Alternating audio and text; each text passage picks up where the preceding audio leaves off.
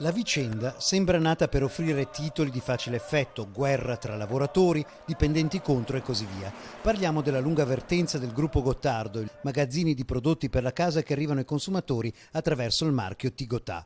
Vertenza dura, incentrata sull'orario di lavoro, una perenne precarietà, diritti sempre in bilico. Potremmo dire nulla di nuovo nella logistica, ma qui lo scontro è più aspro, questa volta sul fronte Logap che lavora per movimentare le merci del gruppo.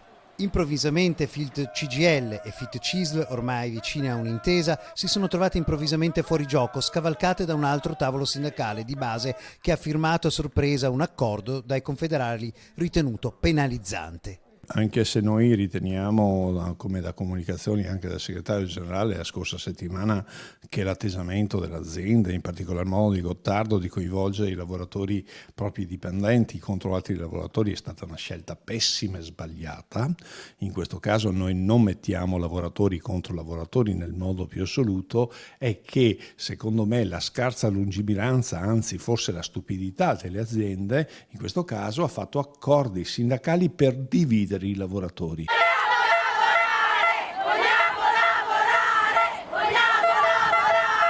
Quindi guerra e sciopero. E a fare da detonatore ancora i veleni di quanto successo la settimana scorsa, quando alcune decine di dipendenti dei negozi, con striscioni confezionati non certamente in casa e la scritta belli, puliti e profumati, hanno contestato lo sciopero che rallenta la fornitura delle merci sugli scaffali.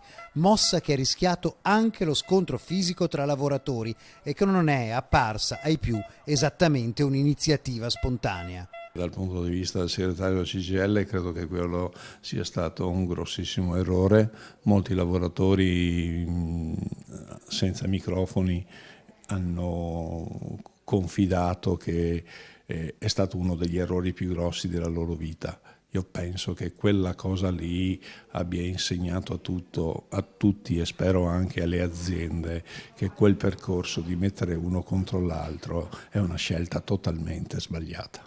Queste scorie, questi veleni ora si mischiano alla pozione dello strappo dal basso tra sindacati con accordo e sindacati senza, innalzando ulteriormente la temperatura della vertenza. Comunque io dico che gli accordi vanno fatti con noi, con CISL e CGIL. Altri accordi noi non ne accettiamo, per cui questo è solo l'inizio e spero che sia anche la fine, perché ci aspettiamo veramente una convocazione che ponga fine a questa diatriba che fa solo del male ai lavoratori che hanno dimostrato negli anni, e lo dimostrano ancora, un grande attaccamento alla società, e questo lo sa anche la committenza sta cosa.